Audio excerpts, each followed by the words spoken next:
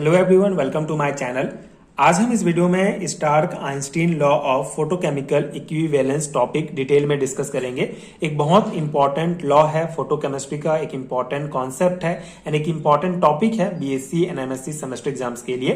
तो semester exam के perspective से इस टॉपिक का प्रॉपर नोट्स आपको प्रोवाइड करूंगा, बेसिक कॉन्सेप्ट समझाने का प्रयास करूंगा जो आपके एग्जाम प्रिपरेशन के लिए बहुत हेल्पफुल होगा। तो स्टार्ट करते हैं। स्टार्क आइंस्टीन लॉ क्या होता है? बेसिकली फोटोकेमिस्ट्री के 3 लॉ होते हैं, Grotthuss Draper law, Lambert Beer's law, Einstein Stark law of photochemical equivalence. So Grotthuss Draper law का बेसिक कॉन्सेप्ट मैंने पिछले वीडियो में समझाया है। डिस्क्रिप्शन बॉक्स में आपको प्लेलिस्ट का लिंक मिलेगा जहां से आप वीडियो देख के कॉन्सेप्ट समझ सकते हैं। आज हम पढ़ेंगे Stark Einstein law of photochemical equivalence. So according to this law, in the primary photochemical process, each molecule taking part in the chemical reaction get activated by absorptions of one quantum of radiation। ठीक है, तो ये basic definition है इस law का। इसमें concept क्या है कि बेसिकली हर एक मॉलिक्यूल, ठीक है, हर एक मॉलिक्यूल जो फोटोकेमिकल रिएक्शन में पार्टिसिपेट करता है वो रेडिएशन का एक क्वांटम, एक फोटोन जो है एब्जॉर्व करता है। मतलब कि एक फोटोन बराबर एक मॉलिक्यूल जो है वो एक्साइट हो जाएगा। ठीक है, तो सिंपल सा कॉन्सेप्ट है, हर एक मॉलिक्यूल जो प्राइमरी फोटोकेमिकल प्रोसेस में जो है वो पार्ट लेता है, वो पार्टिसिपेट करता है, वो बेसिकली एक्टिवेट होता है जब वो एक क्वांटम मतलब जो रेडिएशन है, लाइट रेडिएशन है, उसका एक क्वांटम, एक फोटोन जो है वो एब्जॉर्व करता है। ठीक है, तो ये बेसिक है Stark Einstein of photochemical equivalence का। इसी को फोटोकेमिकल इक्विवेलेंस लॉ कहा जाता है, जब एक फोटोन जो है, एक फोटोन एक मॉलिक्यूल को एक्साइट करेगा। मतलब फोटोकेमिकल रिएक्शन का बेसिक कॉन्सेप्ट आपको पता है कि ये कोई भी हमारा सब्सटेंस है, ये सब्सटेंस फोटोकेमिकल रिएक्शन में तभी पार्टिसिपेट करेगा जब लाइट रेडिएशंस जो है फोटोन्स के फॉर्म में ये जो है एब्जॉर्व करेगा। मतलब लाइट रेडिएशन को ये सब्सटेंस जब एब्जॉर्व करेगा तब ये फोटोकेमिकल रिएक्शन में पार्टिसिपेट करेगा, कंप्लीट करेगा। तो उसी प्रकार जब ऐसा कोई भी सब्सटेंस हो गया जो प्राइमरी फोटोकेमिकल प्रोसेस में पार्टिसिपेट कर रहा है, उस सब्सटेंस का एक मॉलिक्यूल, ठीक है, एक मॉलिक्यूल जब एक क्वांटम या एक फोटोन को जो है लेता है तभी वो जो है एक्टिवेट हो जाता है रिएक्शन में पार्टिसिपेट करने के लिए। ठीक है, तो एक मॉलिक्यूल के द्वारा लिया गया एक क्वांटम या एक फोटोन जिससे वो फोटोकेमिकल रिएक्शंस के लिए एक्टिवेट हो जाएगा, उसी को कहा जाता है फोटोकेमिकल इक्विवेलेंस लॉ। ठीक है, यही मेन कॉन्सेप्ट है इस लॉ का। इसको जो है अलग अलग लॉ को यूज करके, जैसे आइंस्टीन के लॉ को यूज करके एक इंपॉर्टेंट फॉर्मूला इसके दिए गए हैं, इंपॉर्टेंट ये डेरिवेशन है जिसको एक एक करके हम समझेंगे। बाकी बेसिक कॉन्सेप्ट ये है कि एक मॉलिक्यूल एक फोटोन को, एक क्वांटम को लेता है और एक्टिवेट होता है रिएक्शन के लिए। ठीक है, so according to Einstein law, the absorbed energy per molecules, ठीक है, तो आइंस्टीन के लॉ के अकॉर्डिंग पर मॉलिक्यूल, एक मॉलिक्यूल के द्वारा एब्जॉर्ब एनर्जी, इसको हम इससे रिप्रेजेंट करते हैं E = h न्यू के द्वारा। ठीक है, आइंस्टीन के अनुसार एब्जॉर्ब एनर्जी, एक मॉलिक्यूल के द्वारा जो एब्जॉर्ब एनर्जी है उसको हम E = h न्यू के द्वारा रिप्रेजेंट करते हैं, जहां पे E हमारा शो करता है फोटोन्स के एनर्जी को, ठीक है, h हमारा जो है प्लांक कांस्टेंट है और न्यू जो है ये फ्रीक्वेंसी को शो करता है। ठीक है, तो ये हमारा पहला जो है बेसिक है कि आइंस्टीन लॉ के अनुसार एक जो एब्जॉर्ब एनर्जी है पर मॉलिक्यूल के द्वारा, ये डेरिवेशन है इसके लिए। ठीक है, ये इक्वेशन है absorb energy by 1 mole of substance. ठीक है, अब यहाँ पे एक मॉलिक्यूल के द्वारा इतना एनर्जी को लिया जा रहा है, तो अगर हम एक मोल ऑफ सब्सटेंस, ठीक है, सब्सटेंस के एक मोल की बात करें, मतलब एक मॉलिक्यूल के द्वारा इतना एनर्जी लिया जा रहा है, तो अगर हम एक मोल लेते हैं, एक मोल ऑफ सब्सटेंस लेते हैं, मतलब इतने सारे, उसमें बहुत सारे मॉलिक्यूल होंगे, तो उसके द्वारा कितना एनर्जी एब्जॉर्ब किया जाएगा, तो उसको हम रिप्रेजेंट करते हैं E = NH न्यू। ठीक है, ये H न्यू को अगर हम एवोगैड्रो नंबर से गुणा कर देते हैं तो हमको ये नंबर प्राप्त होता है E = NH न्यू, जहां N हमारा एवोगैड्रो नंबर होता है। ठीक है, तो ये हमारा इक्वेशन फर्स्ट हो जाएगा।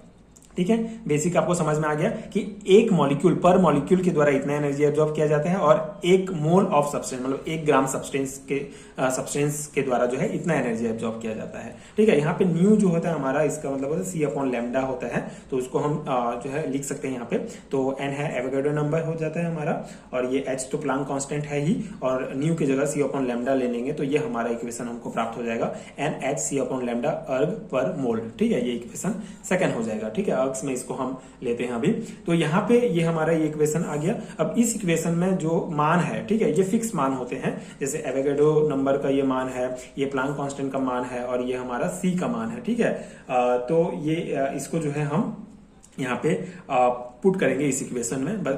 जो एवोगैड्रो नंबर है इसका जो वैल्यू होता है वो 6.023 into 10 to the power 23, h equal to होता है 6.624 इंटू 10 टू द पावर -27 अर्ग सेकेंड, एंड c का मान होता है 2.9977 into 10 to the power 10 centimetre per second, inverse per second, ठीक है। तो ये हमारा मान होगा। तो इस वैल्यूज को अगर हम इक्वेशन 2 में पुट करते हैं यहाँ पर, तो हमारा ये वैल्यू इस प्रकार लिख देंगे, ये इक्वेशन 3 हो जाएगा। फिर यहाँ इसको अगर हम सॉल्व करते हैं तो हमको ये प्राप्त होता है, ये इक्वेशन, ठीक है, 1.196 into 10 to the power 8 upon lambda ergs per mole, ठीक है। ये हमारा इक्वेशन 4 प्राप्त हुआ। अब यहाँ पे क्या है कि जो इक्वेशन 4 में जो लैम्डा का वैल्यू है वो सेंटीमीटर में है, तो इसको तो अगर एमस्ट्रॉन्ग में वैल्यू दिया जाएगा तो एक एमस्ट्रॉन्ग बराबर होता है 10 to the power -8 centimetre. Equation 5 ये लेंगे इसको हम। तो अगर हम एमस्ट्रॉन्ग में इसको चेंज करते हैं तो लैम्डा के मान को, तो हमको ये इक्वेशन प्राप्त हो जाएगा।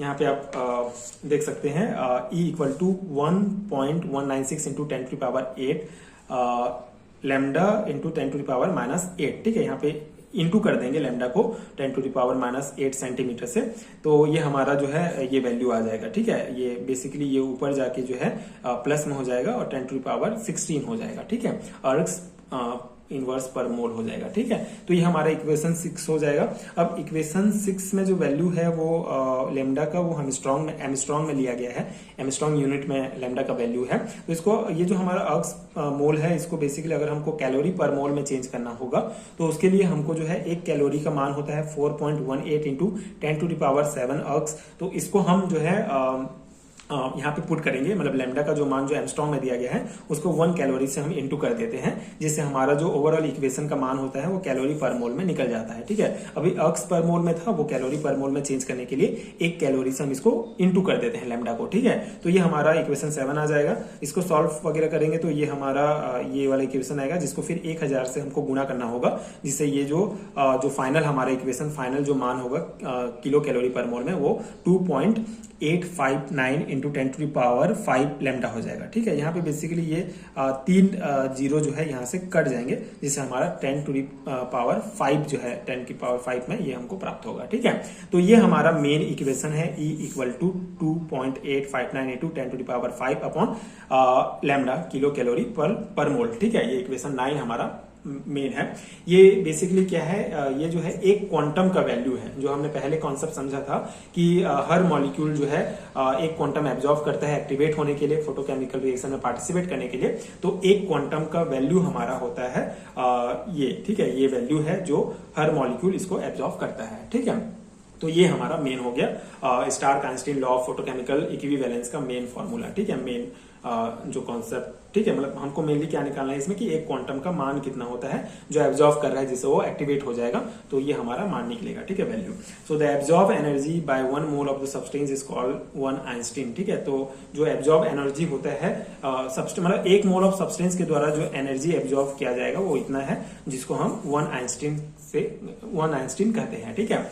It is clear in this equation that as the wavelength of radiation will be low, higher will be its energy, ठीक है। तो यहाँ पे एक इंपॉर्टेंट पॉइंट ये है कि जो इक्वेशन है उससे ये क्लियर होता है कि जो अगर रेडिएशन का वेवलेंथ अगर लो होता है तो इसका एनर्जी ज्यादा हो जाएगा, ठीक है। तो E directly proportional to 1 upon lambda, इस प्रकार से भी ये इसको शो कर सकते हैं। In Stark Einstein law is correct then each mole of substance will absorb 2.859 into 10 to power 8 lambda, ठीक है। तो हर एक सब्सटेंस एक मोल ऑफ सब्सटेंस जो है इतना एनर्जी जो है ये एब्जॉर्ब करता है, ठीक है। ये हमको इस इक्वेशन से प्राप्त होता है। In other words by 1 kilo calorie of absorb energy mole substance will be decompose, ठीक है। तो इतना जो है डिकम्पोज होगा, मतलब ये अदर वर्ड्स में इसको कहा गया है, सेम मान है। तो ये बेसिकली 1 मोल ऑफ सब्सटेंस के द्वारा इतना डिकम्पोज होगा, ठीक है। मतलब मेन आपको ये है कि 1 मोल ऑफ सब्सटेंस अगर हम लेते हैं तो वो इतना एनर्जी एब्जॉर्ब करता है। तो ये हमारा बेसिक कॉन्सेप्ट हो गया। पूरा डिटेल है। आई होप कि आपको समझ में आ गया होगा। मुझे जितना समझ में आया मैंने समझाने का प्रयास किया। अगर कहीं पे कुछ गलती होता है तो सॉरी फॉर दैट, बिकॉज मैंने बेसिक समझाने का प्रयास किया है। बीएससी एंड एमएससी लेवल के एग्जाम्स के लिए इतना ही इंपॉर्टेंट है। इतना अगर आप नोट्स बना लेते हैं इसको देख के तो इनफ रहेगा। इसको डायरेक्टली अपने सेमेस्टर एग्जाम्स में आप लिख सकते हैं। स्पेशली थ्योरी एग्जाम के पर्सपेक्टिव से नोट्स है, तो आई होप कि आपके एग्जाम प्रिपरेशन के लिए हेल्पफुल रहा हो। अगर आपको पेड हैंड रिटन नोट्स चाहिए तो नीचे डिस्क्रिप्शन बॉक्स में पीडीएफ स्टोर का लिंक मिलेगा, जहां से आप नोट्स डाउनलोड कर सकते हैं। एंड अगर ये वीडियो हेल्पफुल है तो आगे की वीडियोस देखने के लिए आप चैनल के साथ जुड़े रहिए। Thank you so much for watching.